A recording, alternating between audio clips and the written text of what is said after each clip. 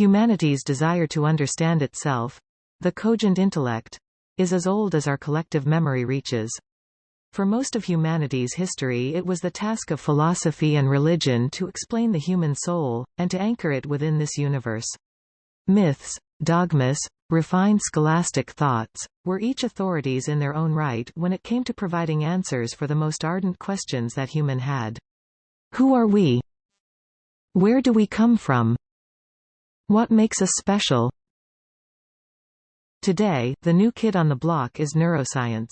It informs us, by means of quantitative arguments, meaning via numbers that certain people were able to extract, that we are our brains, as it is there, where all our most precious faculties reside.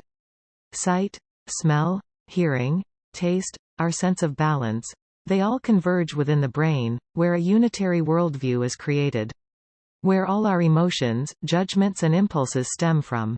Where we, as selves, reside.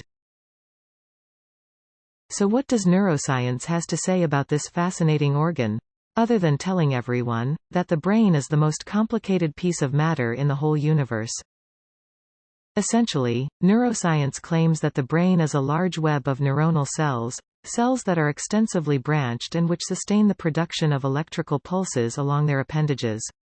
It affirms that neurons are well represented by electrical circuits, and that it is the way in which these circuits are connected that gives rise to all of your impressions. Effectively, neuroscience claims that you and I are neuronal networks. The validity of this assumption is what must be established. Meaning, it is to be checked whether neuroscientific neuronal networks can in principle reproduce any human or biological qualities. To understand what a neuronal network is, or is not, it first must be made clear how neurons are understood within the current neuroscientific community, since neurons are the basic building blocks of neuronal networks. As stated earlier, the neuron is an extensively branched biological cell, able to elicit electrical pulses that travel along its appendages. From a theoretical perspective, the neuron is commonly assumed to be a type of electrical switch, that, once flipped, produces an electrical spike that travels with relatively little attenuation down a wire. This wire, or cable, as the axon is commonly referred to in the community, stores certain molecules, called neurotransmitters, within vesicles at the axon's terminals, that are released at the arrival of the electrical spike in the vesicle's vicinity.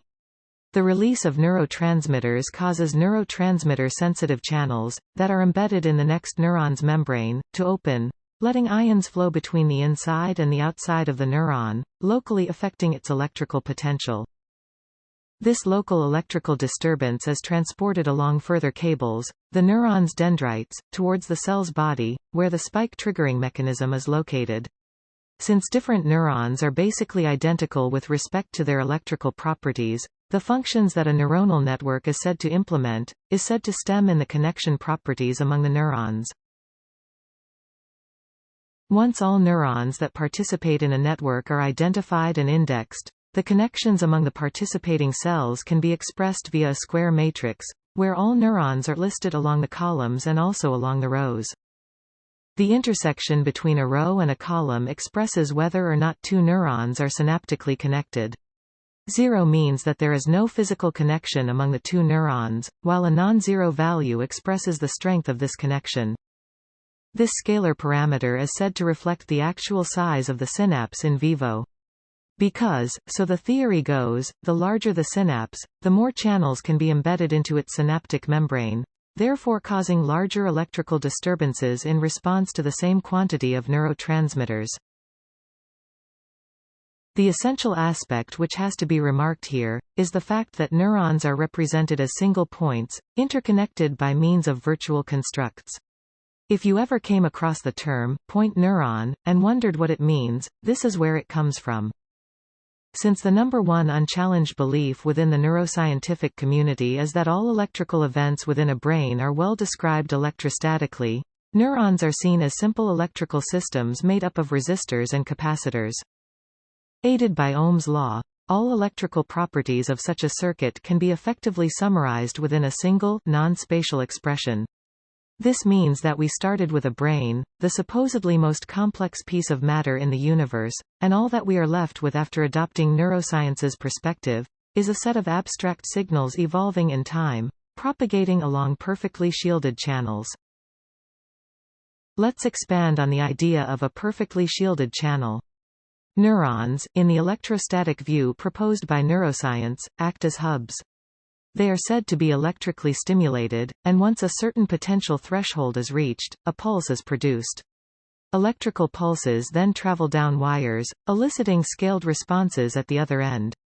However, because the connection between the neurons are also just points, i.e. scalar entrances within a matrix, it does not matter how much or how little activity is within the network, as all signals mix only within the hubs, i.e. the point neurons, and never along the transport routes, the cellular appendages themselves. This is oddly strange, as even the most primary notion regarding electricity, such as in the definition of the ampere, is relating the flow of electricity to a force exerted among bodies which are not in contact.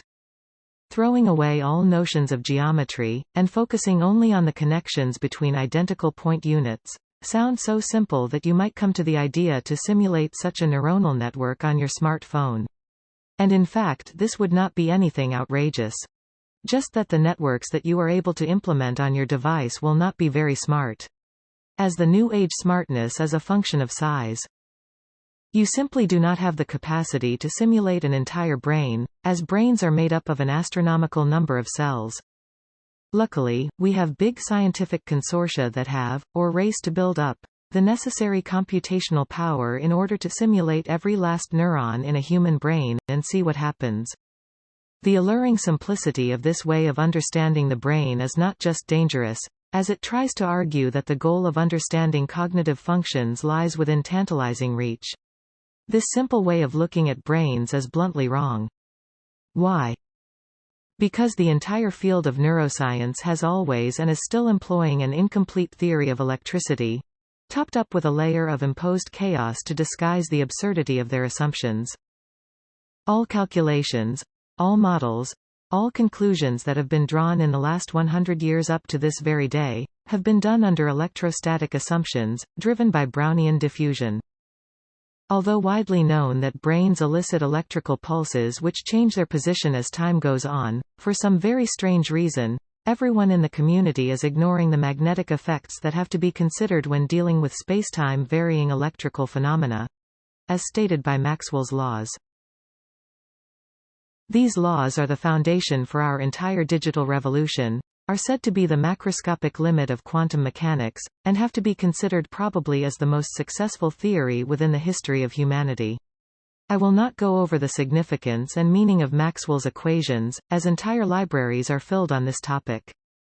Suffice to say that according to these laws, the flow of any electrical current elicits a magnetic field, and that a temporal varying magnetic field along the boundary of any conductor will elicit electrical currents within that conductor, such as to absorb the maximum amount of energy from that variation.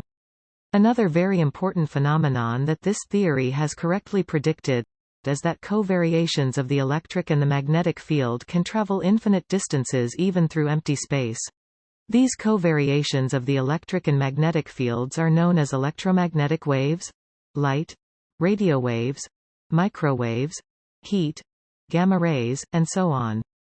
They are all self-propagating electromagnetic waves of different wavelength. They abound in all walks of life, yet brains are still portrayed as fundamentally non-magnetic, and therefore non-electromagnetic media. Bowls of non-geometric switches, flipped by the chemical chaos which is said to govern us. Where local randomness dictates the global behavior. Regardless of the fact that exact sciences have in the last 100+ years successfully employed electromagnetism to create technologies beyond the wildest dreams of our ancestors, the most complex piece of matter in this universe is, according to neuroscientists, an absolutely electrostatic machine. I'm sorry to shatter your dreams, it simply isn't. Because we have been talking about neurons and brains, let's try and see whether electromagnetism offers a fundamentally different view regarding the functioning of this system. To begin with, we proceed by asking once again, what is a neuron? As switches and wires do certainly not cut it. First of all, a neuron is a biological cell, meaning that it is an object in the real world, having an actual volume and an actual surface area. Due to its finite volume and surface, it must be that a neuron is well delimited. And indeed, the neuron, as every other biological cell, is a fluid-filled volume, omnidirectionally surrounded by a membrane, the so-called cellular membrane. Since the cellular membrane encloses a certain volume from all sides, it implies that an inside and an outside can be rigorously defined with respect to the membrane, referring to two strictly disjoint physical volumes. Closed membranes, such as the cellular membrane, can be thought of as a system of reference. Having identified the cellular membrane as a naturally occurring boundary, the three spatial regions have to be detailed before any electrical analysis can be made. Namely, it is imperative to know the constitution and the extent of the membrane as well as of the two disjoint volumes. Let's call them the intracellular and the extracellular media.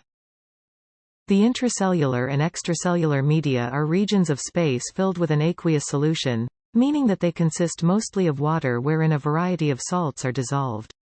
However, the intracellular medium and the extracellular media across any closed biological membrane have at all times different constitutions, as the role of the cellular membrane is to keep the fluids from mixing. The cellular membrane itself consists of a double layer of lipids, also known as fats or oils, which is impermeable to water as well as ions and molecules. Because the intracellular and extracellular solutions are ionized media, since in the presence of water, salts dissociate into their ionic constituents, from an electrical perspective these two regions can be regarded as being electrical conductors. That means that electrical currents can easily develop within these media. On the other hand, as the cellular membrane is a double-layered lipid sheet, electrically it is said to be a dielectricum, meaning it does not readily allow electrical currents to form within its volume. An electrical insulator, if you want. Due to the cellular membrane that each neuron possesses, all intracellular volumes are by default well established, meaning that the fluid conductor contained within the membrane's boundaries is in principle fully known. What about the extracellular volume? Classical, electrostatic neuroscience, assumes that because the extracellular volume is much larger than the intracellular volume, the transfer of ions and of other molecules that might arise across the cellular membrane will not affect the overall constitution of the extracellular medium. Scientists readily assign set values for parameters such as the electrical potential and ionic concentrations.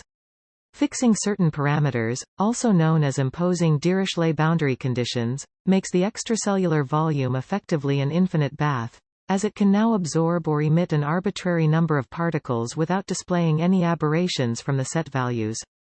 It cannot be restated enough times what a catastrophically wrong assumption this is.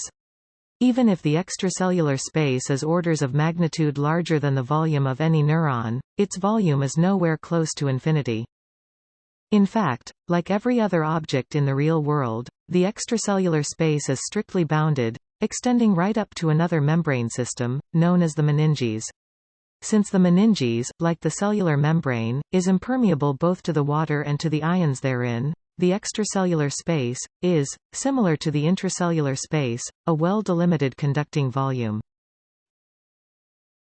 Armed with the knowledge that both the neuron and the extracellular volume are electrical conductors of finite extent, whose boundaries are well known, let us see what electromagnetism has to say regarding the propagation of an electrical pulse within a one-neuron brain.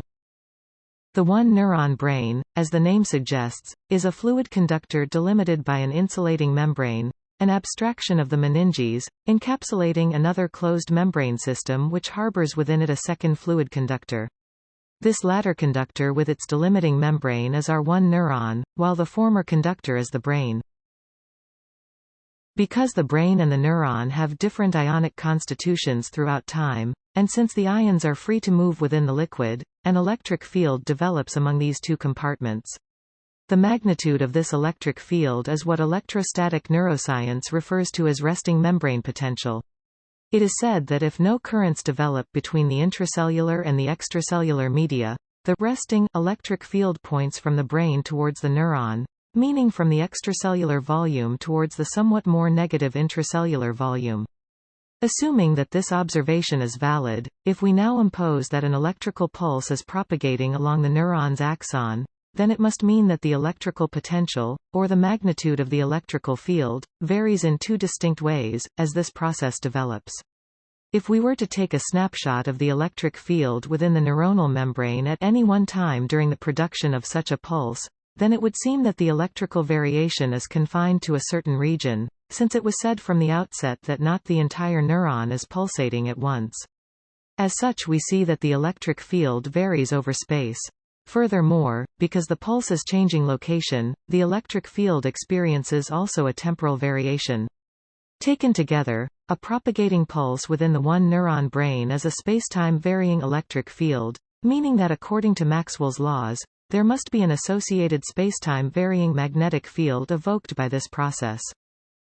Not only this, but in order for the electrical potential within this setup to experience a spatial variation, it must be that this variation is caused by the flow of currents, as only the spatial displacement of electric charges, which is the definition of an electric flux, can alter the electric field within a region. Since the extents of the two conductors involved in producing this pulsating behavior are assumed to be well known, it must be possible to say something about the trajectories of the currents involved in the production of the electric pulse. Since an electric field that points across the cellular membrane exists, one could naturally expect that electrical currents are driven by this field. However, as the membrane is said to be an electrical insulator, an additional mechanism is necessary for this flow to occur. Luckily, channels, or pores if you want, are embedded within all biological cellular membranes, opening and closing in response to certain stimuli, letting thereby ions and molecules stream across the membrane and thus eliciting electrical currents among the intracellular and the extracellular volumes. There is an entire jungle of these channels, however here we will dwell mostly on one type of ion channel, voltage-gated ion channels. As their name suggests, voltage-gated ion channels are molecular pores embedded within the cellular membrane, and which alter their conformation depending on the magnitude of the electrical field that is applied across them. At a certain threshold they are said to open, while below that, they are said to be closed.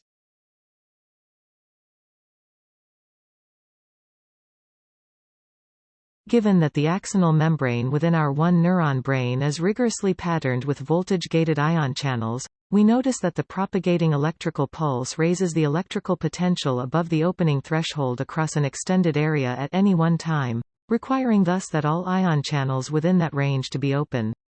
As the electrical potential flips its sign twice within that range, meaning that at the extremities the electric field points from the extracellular towards the intracellular medium, while in the center the polarity is reversed, the currents that develop through the open ion channels will flow in opposite directions.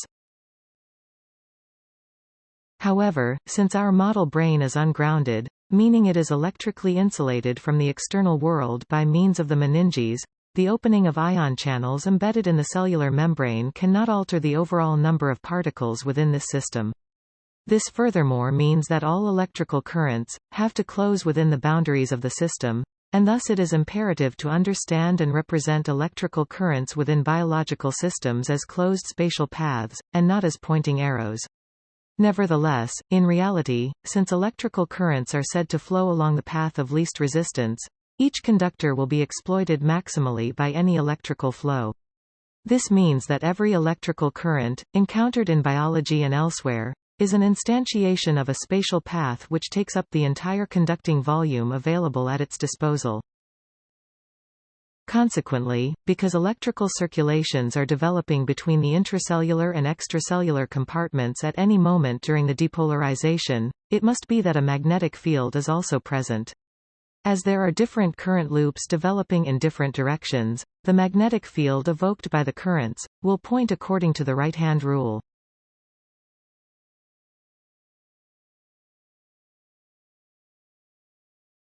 Allowing time to fly, we can start to imagine how a propagating electrical pulse might look from an electromagnetic perspective within the one neuron brain.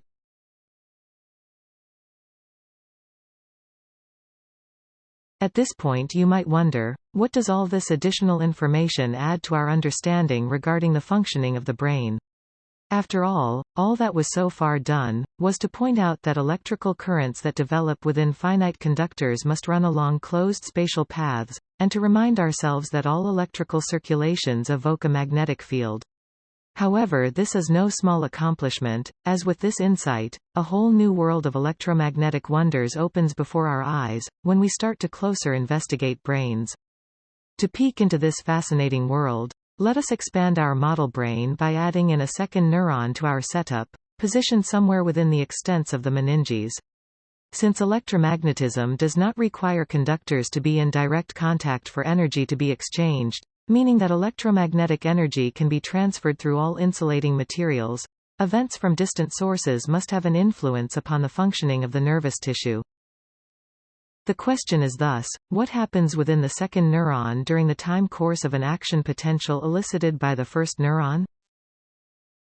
To warm up, let us first take a look at an analogous example. Imagine a light bulb traveling along a wire, while somewhere in the vicinity of the wire is a stationary object. As the light bulb gets nearer to the object gets brighter, although the intensity of the bulb has not changed during this period. The only thing that changed is the angle of illumination. When the light bulb is farthest from the object, the light cone which illuminates the object is very narrow, while in the moment when the light bulb is closest to the object, the amount of light which falls upon the object is maximal. Plotting this quantity as a function of time, we see, due to the geometric arrangement of the wire and the second object, a steady increase in the amount of incident light during the time of travel. If the object were to be placed somewhere else, let's say right next to the second pole, then the amount of light which falls upon it would first increase, and then decrease. Since action potentials are spacetime varying electromagnetic phenomena, supported by the actual flow of currents, it is obvious that these events are sources of electromagnetic radiation. As such, within the time window during which the pulse is propagating along the first neuron's membrane, induced currents must form within the second neuron. To understand why this must be the case, we remind ourselves that a varying magnetic field along the boundaries of any conductor elicits electrical circulations within that conductor, such as to absorb a maximal amount of energy from that variation.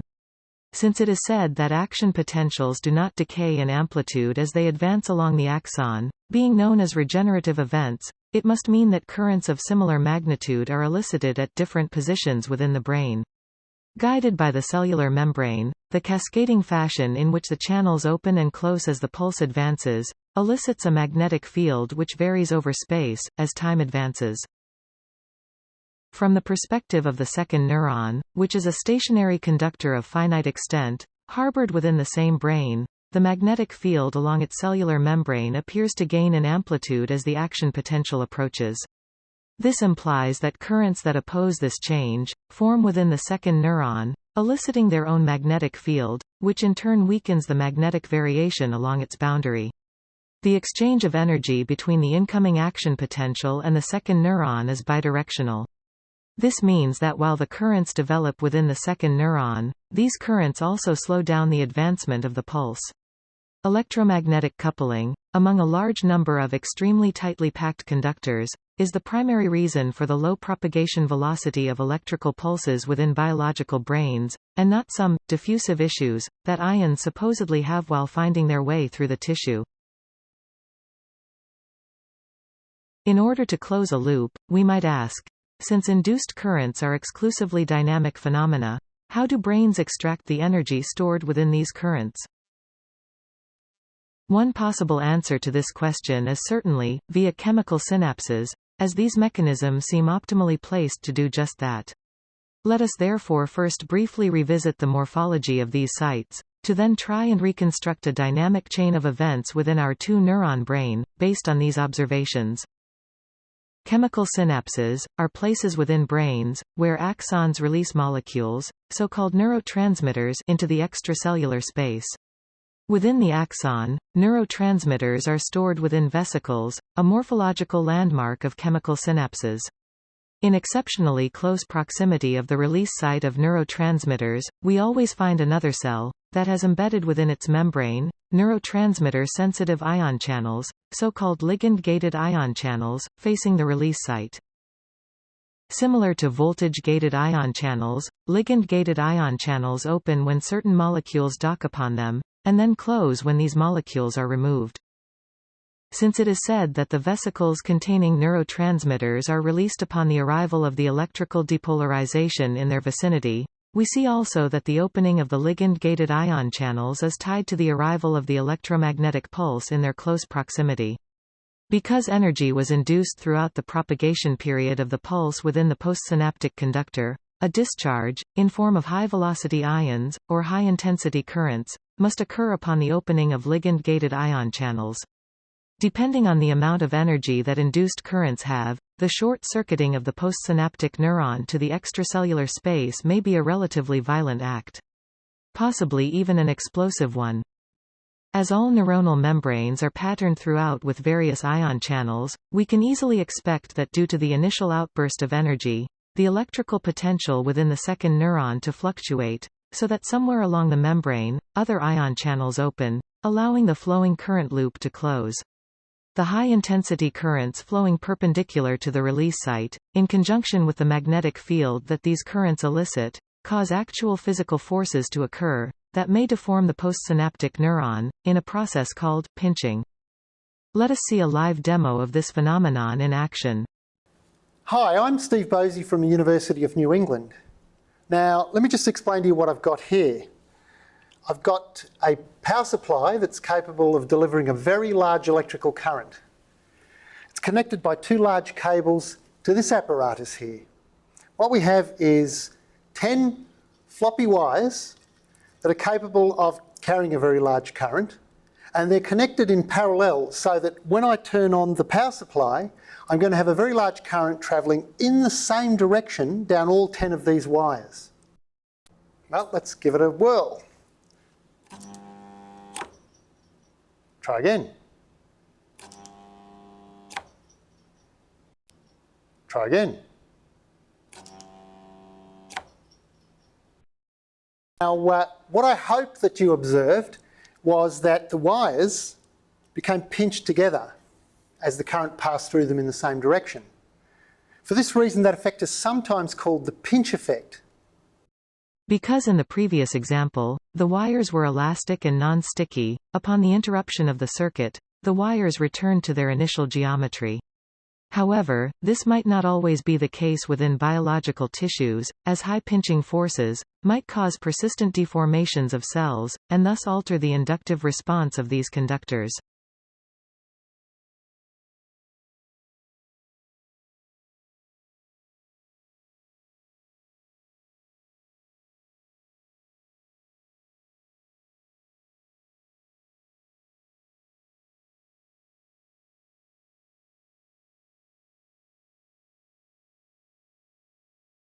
An example of persistent plastic deformations that we can readily attribute to electromagnetic pinching is the erection of dendritic spines, structures which support the majority of excitatory synaptic connections within mammalian brains.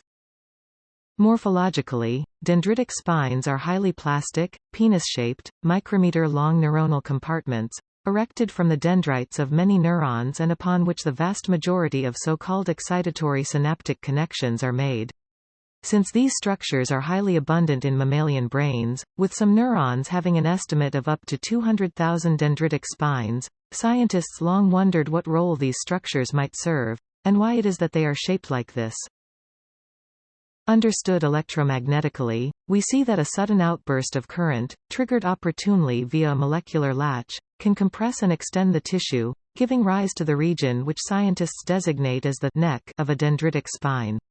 Knowing from observations that the intracellular region of actual biological dendritic spines is rigorously patterned with a dense, filamentous, space-filling, polymerous mesh, one might say that dendritic spines act similarly to induction coils, or even to some kind of exotic antennae, that are able to change their geometry, and therefore their functional role, by the physical forces exerted by the electromagnetic environment that enwraps them.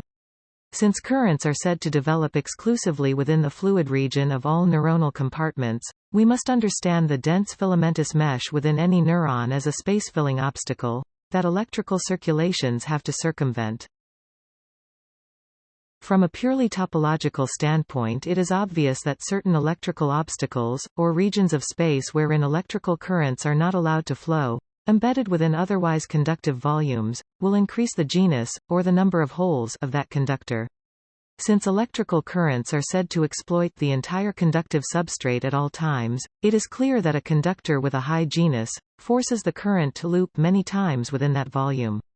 As the number of loops that a current takes within a circuit is tightly related to the strength and orientation of the magnetic field that current is eliciting, we can surely say that the dense filamentous mesh that is observed within all living cells modulates the radiative pattern of that cell decisively. We must therefore admit that every cell through which electricity is flowing is most certainly an omnidirectional antenna. Thus, by adopting a modern, physical framework, one that naturally incorporates the magnetic field in all bioelectrical scenarios, we see that neurons within brains can never be described as wired points, but always as finite geometric objects, that, in conjunction with the flow of electrical currents through their volumes, must have antenna properties. As such, it is immediately clear that because of the presence of active radiative elements within living systems, global knowledge, regarding both their constitution, as well as of the entire electromagnetic field, is necessary in order to address the functions executed by such individuals. Maybe this is crazy. Surely this is all wrong, as electromagnetism alone can never explain any brain.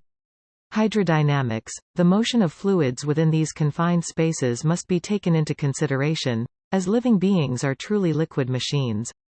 And surely one must account for the quantum effects that are inevitably there.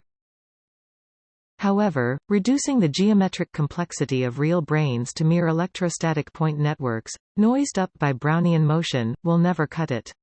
No matter for how long anyone might insist. What we've been told regarding how chemicals work in the brain, or how circuits influence behavior, is surely all phantasmagoric. So far, however tragic this might sound, not a single person or consortia has ever computed a 3D+1 trajectory of a single electromagnetic current within a fully reconstructed biological brain geometry. To my knowledge, no one has so far done so, even for the simplest one-neuron brain. Let alone a worm, a fly, a rat, or a human brain. There simply aren't any shortcuts to this problem. This is why this story is never told. Because all of the hard work most neuroscientists have put in over the years is suddenly mostly worthless. The forgotten magnetic dimension cannot be simply added to the already existing models, to transform the obtained results into accurate ones. Since all experiments were agnostic to the geometric makeup of the biological problem, the electrical signals that experimentalists measured locally express close to nothing. And nobody wants to admit this. Creating ever more elaborate artifices in order to maintain the electrostatic charade. But luckily, knowledge has started to become decentralized, so let's rejoice. We are not just a dumb chemical tremor. We sense. Making sense of vibrations in all possible ranges. Responding knowingly to them, as we are part of it. Our brains, of course, are electromagnetic devices. We see light with utmost ease, and this with a layer of cells which directly connects to neurons. Why should the ability of extracting information from the electromagnetic field have been lost from one type of cell to the other? Aren't photoreceptors not cells like all the other cells, created through division from that one primordial zygote? Here we scratched just the surface of what neuroscience and biology should long be, but yet still refuse to admit. Our bodies, ourselves, as are all living beings, are truly astonishing devices. We must learn to respect and revere each one of them with the greatest empathy, since life is the one natural phenomenon that orders all things. Otherwise, planet Earth will not survive our race.